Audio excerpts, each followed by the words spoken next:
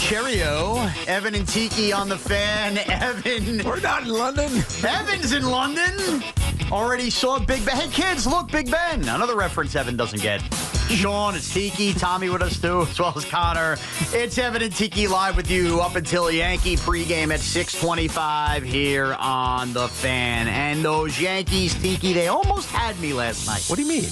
We almost had a moment last night where the negativity that I have walked in here with since Monday following the Ranger elimination. What, you thought they were going to lose? Not that I thought they were going to lose. 8-0. They almost had me with a moment last night where I said, wait a minute. Maybe there is a team in this town that can win. Oh, you mean positively? Positively. I almost see. flipped me when Carlos Rodon takes a perfect game past 5 innings, and I'm thinking to myself, wait a minute. Big-time giveaway, the Juan Soto jerseys, as we talked about before we left the air yesterday, that were sold out quick. Playing the Minnesota Twins, a perfect game, a guy who didn't start his career here, Carlos Rodon twirling. I had reminiscent memories of David Wells versus the Minnesota Twins in 1998 on Beanie Baby Day, and I thought, did I just go through 4 months of calling this 1994 when maybe with the Yankees this is 1998? And then alas, it wasn't as a home run sales right, but the Yankees continue to roll on. Right. Can I ask you a question? Yeah. Did you tweet that or anything? Did I tweet that? Yeah, like I did. Perfect game coming. I didn't say perfect game coming. What did you say? By the way, you don't have social media anymore. I don't. That's why I'm asking. I don't know. I'm asking you if you did. I'm curiously asking. I believe I said something along the lines of, is there a chance Juan Soto basketball jerseys become Beanie Babies of 1998 because those were worth a ton of money? Why, did somebody say I mushed them? No. So Loogie just told me you said we're 12 outs away. We were. You mushed them. Oh, yeah, we were 12 outs away from that. You mushed them. Jinxes don't exist, Tiki. No, you're right. They don't. But I wanted to be the first on the train of maybe it's 1998, and I got off that very quick. But nonetheless, the Yankees still rolled on. And yesterday, by the way, the Yankees still rode on. How about that? You're back. That just came to me. You're back. Yesterday, we did a lot on Luis Gil and being must-see TV, and he has been everything and more as a young pitcher, ironically acquired by the Minnesota Twins for the Yankees. And kind of under the radar, as we've talked about Juan Soto and Volpe and Judge and Stanton and obviously Gil and your sister's asses. We've done all of that. Carlos Rodon, I think, is having the biggest redemption story of any of these New York Yankees. That includes Giancarlo Stanton.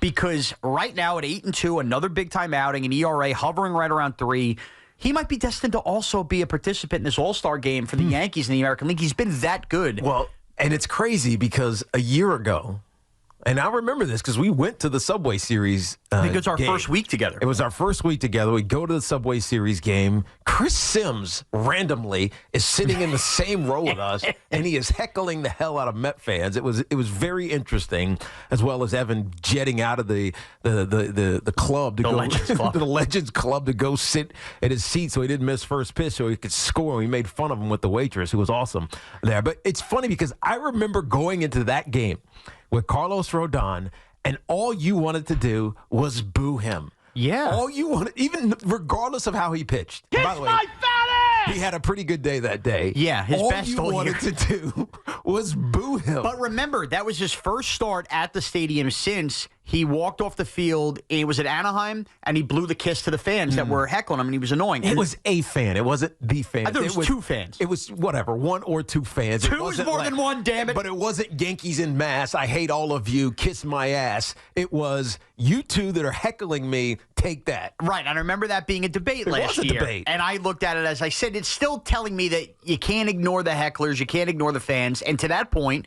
Carlos Rodon missed a bunch of the season early. He had already been a guy with an injury history in the past. And then he comes out and he stunk and he couldn't take the heat until that night. Obviously, at Citi Field, he pitched well. The rest of the year is bumpy. The Yankee season goes about the way. We basically all check out in September. We tick our way into football season and life goes on.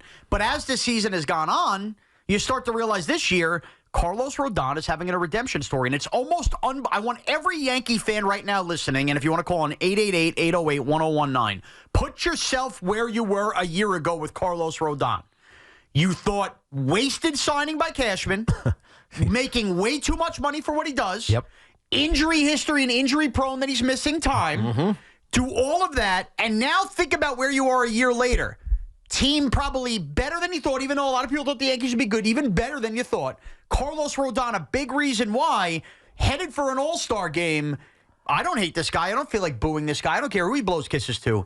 And I can't help but think, Tiki, as we sit here today at the beginning of June, and I'm thumbing through and I'm looking at the sports world, who Carlos Rodon reminds me of. Do you know who he reminds me of? No, tell me. He reminds me of what I believe is in store for 2024 Daniel Jones. What?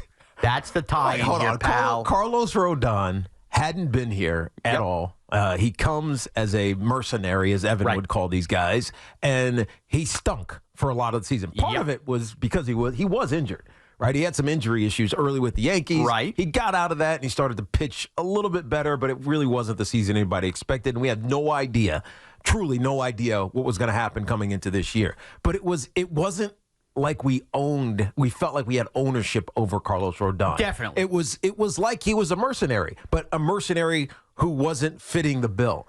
Daniel Jones was drafted here. He was the heir apparent to Eli Manning. He was supposed to be the better version of Eli Manning because as much as we love Eli, he wasn't a great athlete. Right. He couldn't move around. He couldn't escape traffic except for the one important time that he did in Super Bowl 43. I think that was 43, whatever it was, the one in 2007. I can't remember. 242. 42. Yes. In Super Bowl 42, where he throws the prayer up to David Tyree. That's the one time you see Eli kind of escape and use some athleticism. Yeah. Daniel Jones was supposed to be Eli times a million. Had a really good first year, even though there was a ton of turnovers, fumbles, interceptions, etc. Yeah. But he was ours. Right. Like, you saw the pedigree drafted in. He could be all that. It felt more like this is our guy. We'll let him grow into that player. Now, there has been a lot of disappointment in Daniel Jones. There's been a lot of frustration in Daniel Jones, mostly because of injury issues and the inability to stay on the field. But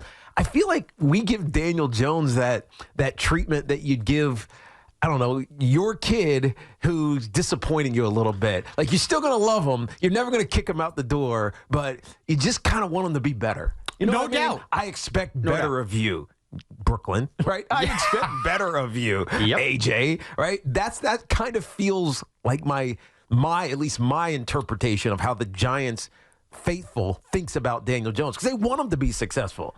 Yeah, well, I'm not so sure a lot of Giant fans care or want him to be successful anymore, and that kind of brings me to this point.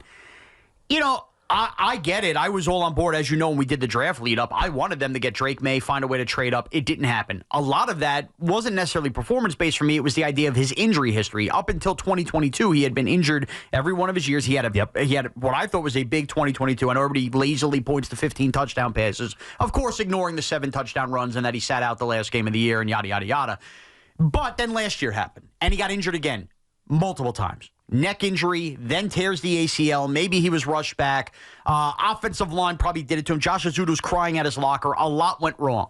And I think we've abandoned, at this point in time, as OTAs are going on, the idea that Daniel Jones was once good in 2022, just 2 years ago. I think that there is no storyline, forget just in New York, I think even nationally, that is more overblown than Daniel Jones stinks. Yeah. Like, it's gone too far the other way, Tiki. Yeah, I don't think he stinks. I think people might just be done with him. And I get it. And I totally understand. You're frustrated. You're coming up with excuses. But then if you want to make the case that you shouldn't be done with Daniel Jones, and the Giants clearly have to roll with him as the starter right now if he is ready for camp, more on that later. If he is that guy, where can I point to in sports and say, is there an example of a guy who was really banged up in his career, had a big season, got paid off of a big season, then had a complete letdown, injury-riddled year where a fan base completely abandoned him, and then had a resurgence again? Yeah. Carlos Rodon is that guy. I know it wasn't with the Yankees, so it's not a perfect comp. No, but he got paid off of a big 2022, came out in 2023 and was injured again, and had everybody in the Yankees, he's overpaid, he's this, and I know it's not a salary cap sport. But what Carlos Rodon has done this year, I know it's apples and oranges, Daniel Jones can accomplish because he has the ability to do so. So you're saying there is a chance. There is a chance. For the fan base to come back to Daniel Jones. Because you're right. When you look at Carlos Rodon, it's almost overshadowed by it's the same conversation we had about Luis Heel yesterday. It's overshadowed because this Yankees team, this lineup is so damn good. Yes. Right? Volpe had 3 hits yesterday, including a triple, and Judge is amazing, and Soto, and blah, blah, blah, and blah, blah, blah. You almost forget that this rotation has been exceptional. Yeah, and Tiki, the Giants added Brian Burns, who may not be the Juan Soto of football by far. I get it. Go with Kayvon Thibodeau. Go with Dexter Lawrence. Obviously, another year with Tay Banks, Bobby Okereke, Micah McFadden. The Giants have some names on defense and a good defense. That could be the equivalent of the Yankee great lineup where Daniel Jones doesn't necessarily have to flash. Like, it's not like Carlos Rodon's going to win the Cy Young this year, but enough to keep the Giants competitive and be a playoff team, which some of their players are already chirping about. I am sitting here at the beginning of June telling you I am not abandoning ship, as negative as I've been all week, on the idea that Daniel Jones is going to be a really good player, not an all-time great player, at least for this year, and the Giants can be a competitive, spunky playoff team. I mean, I've always believed in Daniel Jones. I don't know why. Maybe because, you know what it is? When he got drafted, or before he got drafted, he was here. So he was doing an internship with a guy who happened to be an investor in my company. And so he sent him over here to come. Hey, go meet. I remember this now. Right. Yes, he was in studio here. Come go hang out with Who's Tiki this for a day. wiry kid? And I'm like, who the heck is this kid? All right, cool. You play at Duke? Oh, good luck to you, man. You know, having no idea how good he would be his senior year or whatever. I think it was his junior year at Duke, and then get drafted in the first round by the Giants.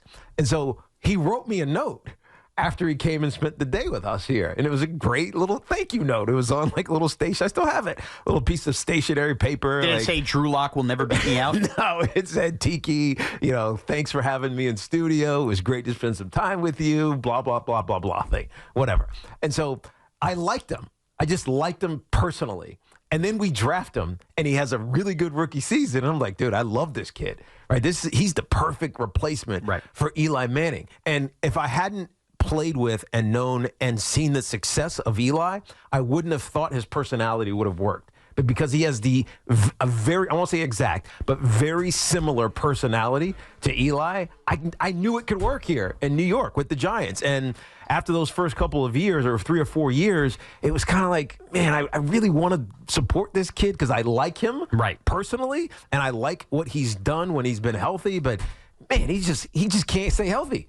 And so, I think that feeling is kind of how the Giant fan feels about Daniel Jones. And now we know that Daves and Shane, they are trusting him or putting their trust in him because they didn't go draft a quarterback in the first round, and they brought in a veteran backup in Drew Lock, who shouldn't be threatening for the starting job. Shouldn't be. But if more Twitter videos keep dropping of him throwing deep balls, the fans won't let Daniel Jones forget about it. I know, right? So there's this confusion about what we think about Daniel Jones because he's been good in moments, but we just don't trust that he can be healthy. Yeah, and I'm completely in lockstep with that. And look, when we get your calls here at 888-808-1019, I'm not looking for you to say, Daniel Jones can't be the future of the team. Forget being the future for a second, because as I keep doing this loose tie-in to Carlos Rodon and the perfect game he had on the line and everything last night, keep in mind this. I don't know how the rest of you feel as Yankee fans, Tiki, the same.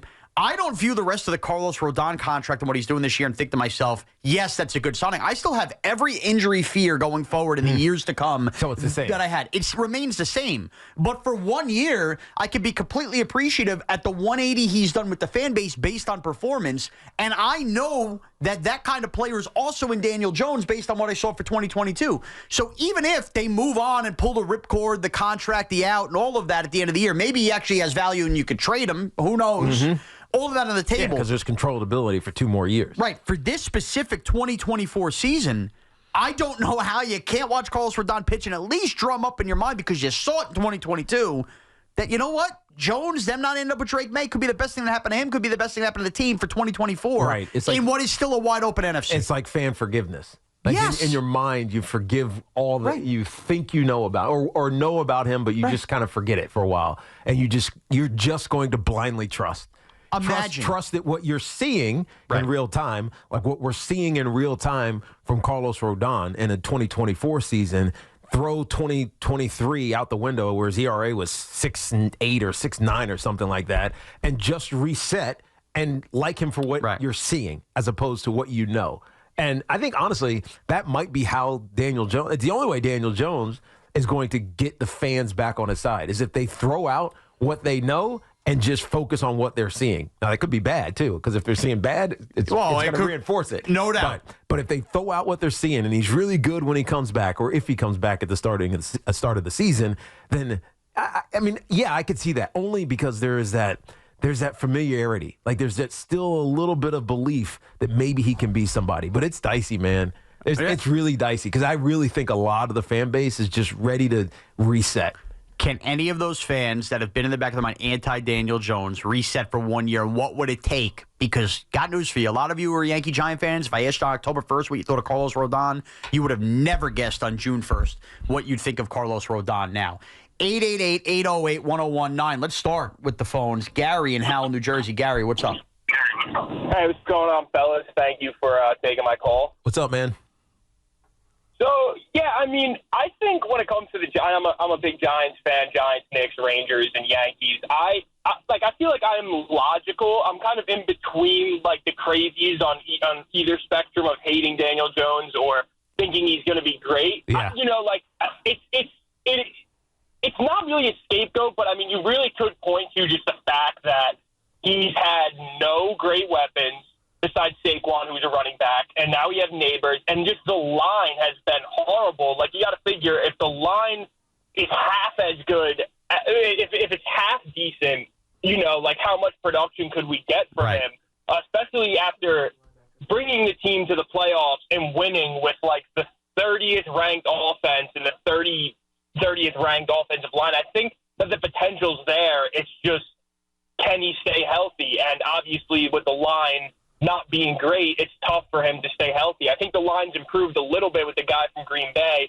I think he can be good, and I think just Giants fans have no choice because he's going to be the starting quarterback next year. Right. I mean, the thing is, I don't know if he's healthy. Like, we've seen him in some videos from whatever, the OTAs that are going on over there across the river, but he's basically stationary. He is not going to be touched. Andrew Thomas played every game. I know. Andrew Thomas injury in week 1 last year killed it. And look, you know me, I'm a crazy Giant fan, delusional, say whichever you want to say about me. We got to a point as Giant fans where we were tired of blaming the offensive line. And I understand because it's a year in, year out problem. I know, but it's so hard not to. That's my point. Just because you're tired of blaming the offensive line doesn't mean you completely throw everything out the window and go, well, quarterbacks make offensive lines better. Yeah, they do, but not this. Not when the guy's missing at the point of snap. Right. When Josh Azudu's a pick 100 guard playing tackle and he's never done it, and Evan Neal has no idea what's going on right tackle, you cannot function in the NFL. No. Cannot function. Maybe Mahomes could, but even he had his troubles early last year, especially that Lion game when they tried to figure out the line going on. And also, Daniel Jones is not Patrick Mahomes or Josh Allen. You're just asking him to be right now middle of the road until you figure this out. Right. You're asking him to be like Carlos Rodon. Yes. Just be good. Just be good. Daniel Jones is Carlos Rodon in 2024. I've solved your Giant problem. So I think the Giants and us as fans are in a real awkward spot because I think a lot of us wrote him off. I think the organization, there were reports that they wrote him off. And now he's think of all the combine talk. It is the worst kept secret in the NFL combine that the Giants are drafting a quarterback. And the buyer's remorse. They had buyer's remorse on Jones. How many times did we hear that? And guess what happened when the draft came? Nothing. And now he's the starter again. So it's kind of this awkward, like, here's Daniel Jones, starting quarterback. Yay! And it's like this weird spot. But you would think as a competitor, he'd say, you know what? I'm going to show everybody wrong. But he is. I know that he's doing that. I know for a fact that Daniel Jones is doing that. I know that all of the noise, which we'll call water in this case, just rolled off his back like a duck's gill. That's good. Duck's feathers. You did the gill thing after yesterday. That's your fault. That's your fault with the gills. A duck's feathers. It just roll. He doesn't care.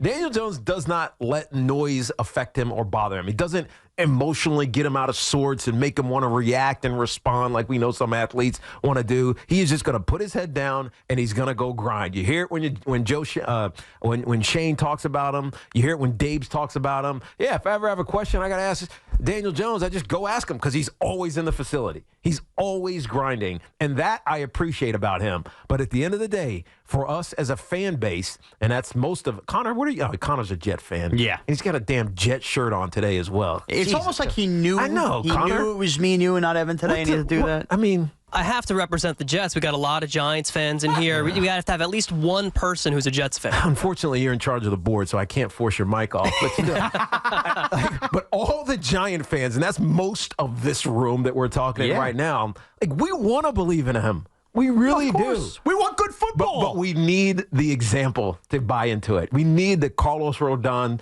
start to 2024 like he's been with the Yankees for us to say, all right, I'm back on board. Well, and that's why I think it's imperative for Daniel Jones to get on the field to start the year because, newsflash, Brian Flores' defense will be tough, but playing Minnesota, playing Washington, he's got a chance to get off to a good start. All right, we'll continue to take your phone calls on that. Plus, at least one Giant does believe this is a playoff team. Who? And we'll hear from him. The number is 888-808-1019.